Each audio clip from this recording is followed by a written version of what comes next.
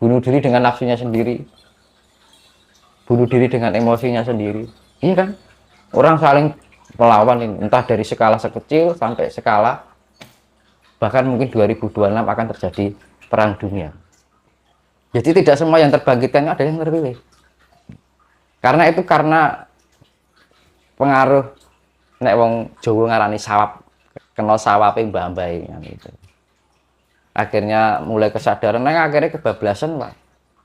Banyak orang terbangkitkan kebablasan, bunuh diri dengan nafsunya sendiri, bunuh diri dengan emosinya sendiri. Iya kan? Orang saling melawan ini, entah dari skala sekecil sampai skala bahkan mungkin 2026 akan terjadi perang dunia. 2026 akan terjadi perang dunia. Ya, elit global. Perang dunia ketiga berarti. Bisa terjadi. Karena gini,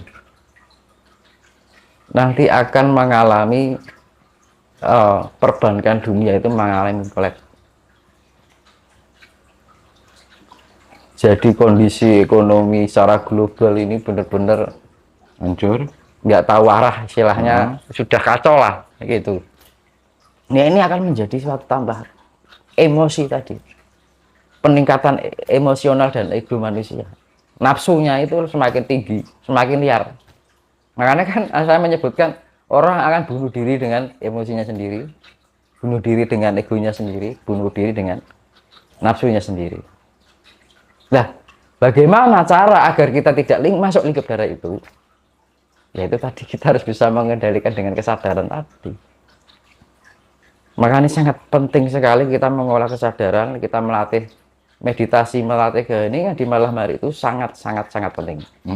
Dan itu jadikan kebiasaan atau rutinitas setiap malam. Oke. Karena hanya itu yang bisa mengendalikan. Karena gini, jadi gini, kita untuk membatasi agar kita tidak terpancing oleh lingkungan, terpancing oleh keadaan, terpancing oleh omongan orang yang semakin menyakitkan. Kan kalau egonya naik, emosi naik, nafsu naik kan, orang kan perilakunya semakin menyakitkan gitu bagi orang lain. Nah itu jangan terpancing kita. Jadi anggap aja bodoh amat gitu, sing waras ngalah kan gitu kan. Nah kan, maka kita tetap include-kan terus, kita isi terus dengan hal yang indah-indah ke telinga kita. Jadi ini kayak semar kan simbolnya antingnya lombok, sak pedes-pedesnya omonganmu sih pedes lombok ning kupingku kan gitu kan. Jadi kebal ibaratnya kan gitu. Jadi jangan hiraukan omongan jelek, itu pasti akan terjadi nanti. Fitnah semakin gila-gilaan. Terus pokoknya korupsi semakin gila-gilaan. Terus semakin edan-edan. Jadi sifat kewan itu bener-bener tambah edan-edanan kan gitu. Nah ini jangan kita terbawa di situ. Jangan kita masuk menjadi golongan itu. Jangan ikut-ikutan mereka ya. Jangan terpancing juga. Jangan. Karena efeknya yang terpancing nanti. Terus ya itulah istilahnya Baratayuda itu kan sebelum terjadi benar-benar perang, Sangkuni sama Durna yang sibuk mencari siasat ya gitu. Bisa melalui fitnah gitu, bisa melalui diputar balikkan fakta lah sih kan. Akhirnya wong do bentrok di dulu. Jadi satu kelompok ini dimasukkan orang patuh dewe. Harusnya ini menjadi satu kelompok yang satu apa ya namanya, satu sejalan gitu. Ada satu penyusup masuk, itu. Memecah belah gitu ya. Iya. Nah ini secara manusianya ya.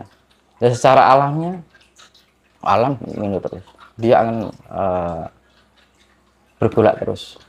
Nah, menurut pandangan Mas Dinus, kira-kira mungkin daerah mana atau belahan dunia mana yang akan terkena dampak nanti itu bencana alam itu? Ada indikasinya, Pak. Di mana di situ lingkahnya masih Gemah Ripah Loh Jinawi.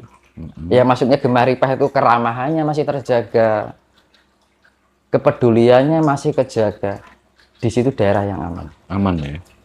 Tetapi di daerah yang manakala itu di fanatiknya banyak, buah agama pun pokoknya fanatik. Terus angkara murkanya banyak, itu paling duluan Pak. Incaran pertama alam. Jadi nanti misalkan gini ya, adalah kita berada di lingkup yang penuh dengan angkara murka ini. Pada waktu saat penyaringan ini adalah kita orang baik, orang selaras dengan alam, kita berada di lingkungan yang tidak selaras dengan alam. Itu nanti akan diarahkan, kok tiba-tiba misalkan orang merantau nih, gitu, suatu daerah perkotaan besar yang di situ banyak angkara murka. Lah suatu kejadian ada bencana, dia tuh kayak terpanggil, kok aku pengen mudik wae ya ngambut gawe ning omah. Jadi nanti orang baik itu akan dikumpulkan pada suatu wilayah yang di situ ramah-ramah. Dan untuk mencari kita selamat juga ada, carilah daerah di situ yang orangnya ramah-ramah, orangnya santun-santun, masih tepo salironya masih tinggi, yang masih memakai ajaran leluhur. iya. Oke. Tidak hanya ajaran leluhur, yang penting ramah gitu. Indikasinya di situ. Kok lingkungannya ramah-ramah ya, orangnya baik-baik, nggak terlalu orangnya fleksibel lah gitu kan, ramah, masih misalkan kita lewat nyun sewu mas, iya monggo, keramahannya masih terjaga, terus solidaritasnya masih terjaga. Lah pengen aman, carilah daerah gitu. Dengan kita berada di lingkungan yang sehat, maka kita akan menjadi sehat. Dengan berada di lingkungan yang buruk, kita harus bisa mampu menjadi atau menguatkan proteksi kita, daya proteksi kita, pengendali kita. Ketika kita mau memproteksi diri kita dengan sebuah kesadaran itu, nanti kita diarahkan di tempat-tempat yang selaras dengan diri kita. Jangan kita terbawa atau terpancing. Dengan tidak langsung, mungkin Mas Dinus mau mengatakan bahwa semesta nanti akan mengarahkan orang-orang yang istilahnya dikehendaki untuk diselamatkan. Iya, nanti akan dikumpulkan yang selamat, dikumpulkan di satu wilayah, itu random sifatnya. Misalkan daerah ini selamat, misalkan dalam jarak 1 km, 2 km, di beda desa aja sudah lain. Gitu, jenengan memasuki desa yang berdampingan. Orang ini begini lingkungannya, sedangkan ini kok ramah-ramah. Padahal hanya bersebelahan. Karena gejolak alam ini tidak bisa ditentukan kota, itu nggak bisa.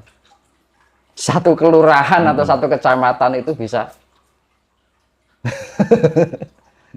Bisa ini, misalkan ini desa ini satu kelurahan, yang ini desa ini, di sana ini bagus, ini aman-aman aja. Bisa terjadi. Jadi bisa skala kecil, bisa skala global, satu kota semuanya. Nah makanya jika kita ingin selamat, kita cari daerah yang masih memegang keharmonian. Dengan begitu, kita akan tertular. Kalau kita berada di lingkungan baik, ini kita tetap tertular kan, secara dengan sendirinya. Misalkan kita berangkat dari orang yang baik, kita berada di lingkungan baik, nanti akan biarkan kita tenggelam pada jiwa-jiwa yang penuh keluhuran. Gitu. Jangan kita membiarkan tenggelam pada kegelapan itu tadi. Maka carilah daerah yang masih keguyupannya itu masih terjaga, keramahannya masih terjaga. Makanya kan orang bingung, aku piye to sebenarnya misalkan sudah ada prediksi bencana, misalkan aku piye to pengen selamat kan gitu. Ya carilah daerah itu. Karena saya sudah survei sendiri, Pak. Karena saya tahu di mana tempat yang berada, tak coba nih daerah ini ramah-ramah, Pak. Misalkan saya pernah survei ya, dan ini sebenarnya bakal selamat. Saya kenalan sama orang kampung, dan ternyata di situ orangnya ramah-ramah, bener. Terus di sini kok ada wah ternyata omongannya nek basa Jawa, basa kasare, wah kok nggak teli kabeh. Nah ibaratnya wonge egoisnya tinggi, sok-sokan, sok kemersik, sok suci, sok ngatur wong, iren-irenan atau saling iri, ya kan? Itu otomatis. Alam ini punya daya, makanya kan ini mulai Juli ini suntikan dari alam semesta untuk menyembuhkan bumi ini. Berarti bumi disuntik, nyuntiknya ke inti bumi, ke Manik Moyo. Nah, Manik Moyo ini bekerja. Nah, Manik Maya atau Batara Guru atau Sang Hyang Jagat Girinata ini akan melakukan hasta tadi. Hasta berata. Hasta itu 8, berata itu adalah pergerakan. Dia akan melakukan pergerakan dari 8 penjuru dunia. Jadi sifatnya ini bukan lagi yang namanya negara, satu sebagian negara, tapi sedunia. Jadi suntikan yang dari alam semesta, ini saya ibaratkan, saya analogikan, ini bumi disuntik terus pakai obat. Terus ke inti bumi bekerja dengan hastanya yang sifatnya 8 penjuru tadi, bekerja untuk melakukan penyembuhan. Mulai Juli ini loh, mulai Suro itu 27 Juli. Juni. Juni. 27 Juni. Oke. Dalam pandangannya Mas Dinus itu kira-kira nanti bencana seperti apa? Mungkin apakah tsunami, gunung meletus, gempa, dan gimana Mas? Jadi gini, saya gini, suntikan itu tertuju pada portalnya itu ada di Gunung Lawu, Pak. Gitu. Ya, disuntik ke inti bumi, gitu. Terus namanya kan inti bumi kan Dewa Siwa atau Bathara Guru itu sebutannya Sang Hyang Jagat Girinata. Artinya Sang Hyang itu kan penguasa. Jagat itu bumi, ya toh. Girinata itu, giri itu gunung. Nata. Jadi Sang Hyang Jagat Girinata itu artinya yang menguasai gunung. Maka di Gunung Lawu itu namanya Wukir Mahindra dan kerajaannya Mahindra. Mahindra itu artinya Mahahendra. Artinya Maha itu agung. Gitu. Terus Hendra itu artinya raja yang agung. Jadi Maharaja, rajanya gunung. Gunung Lawu itu rajanya gunung. Nah, dari gunung-gunung ini harus mendapat perintah dari rajanya. Nah, ketika rajanya ini memerintahkan gunung-gunung ini, semua akan bekerja. Lah senopatinya Gunung Lawu itu adalah Merapi. Ibaratnya Gunung Lawu itu tempatnya Sang Hyang Bathara Guru atau Sang Hyang Jagat Girinata. Di Merapi itu tempatnya yang Bathara Narada, Dewa Narada. Itu yang selalu bekerja untuk titah, kan gitu. Dan nanti tandanya apa? Ketika Gunung Lawu ini melakukan batuk, artinya rajanya gunung kan Gunung Lawu yang mengomandoi semua gunung berapi, gitu. Termasuk Slamet, gitu.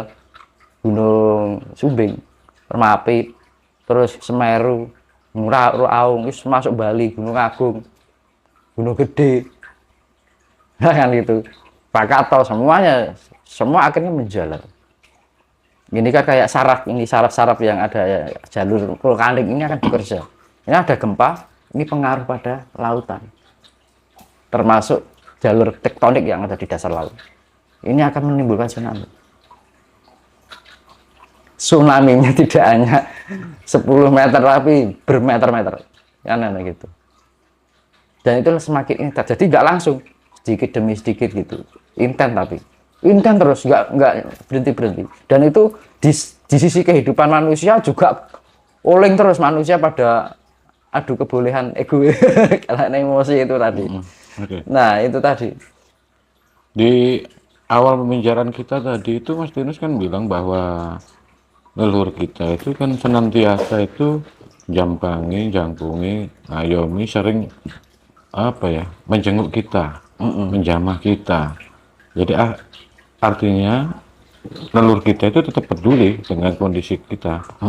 Nah, misalnya nanti toh apa yang diprediksi sama Mas Dinus itu seperti bencana alam tadi itu akan terjadi, tentunya beliau-beliau itu para leluhur kan mungkin akan turun memberikan mungkin apa ya, warning kepada Ya sebenarnya kan anak-anak cucunya. Iya kan ini sudah mulai bekerja dari sejak tahun 2018. Nah, kira-kira nanti itu gimana?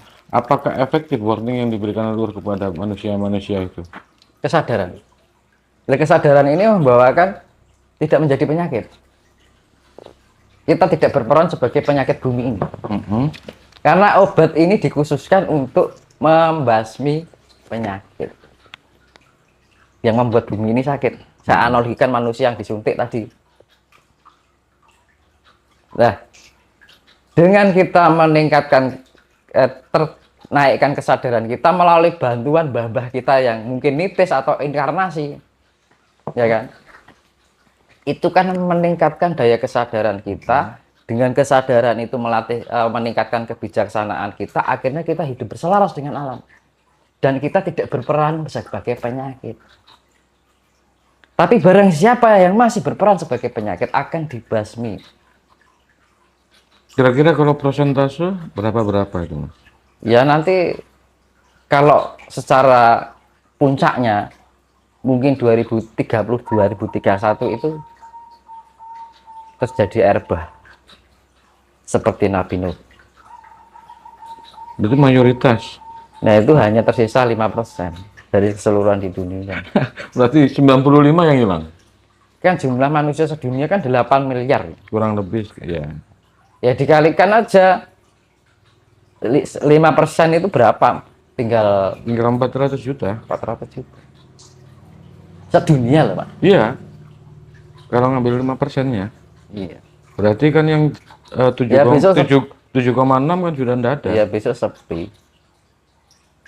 Iya. Ya Ada- nggak mau ya. ya mau gimana lagi Pak? Karena ya gini ya. Misalkan gini, kasihan ya manusia yang kena bencana. Ya memang kasihan. Oke. Tapi kan lebih kasihan alam gitu kan. Kita melihat ya banyak sejarah itu bahwa sebenarnya bumi kita itu sudah melakukan riset berulang-ulang ya. Yang dulu ada Atlantis terus hilang, sebelum Atlantis ada Lemuria. Iya. Berarti peradaban-peradaban sebenarnya itu sebenarnya Udah pernah terjadi. ganti-ganti sebenarnya ya. Dan pernah mengalami puncak kegilaan zaman itu. Iya. Nah itu ada dari Atlantis itu kan dulu kecanggihan teknologi yang liar. Akhirnya ditenggelamkan ke samudra. Nah, daerah-daerah yang menjadi imperialis, negara-negara imperialis nanti nasibnya kayak Atlantis. Entah samudra, entah itu. Jadi kayak pokoknya ditenggelamkan, entah tenggelam oleh tanah atau oleh air. Nah itu menjadi faktor karena ya gimana lagi kan gitu kan. Karena itu bukan bencana.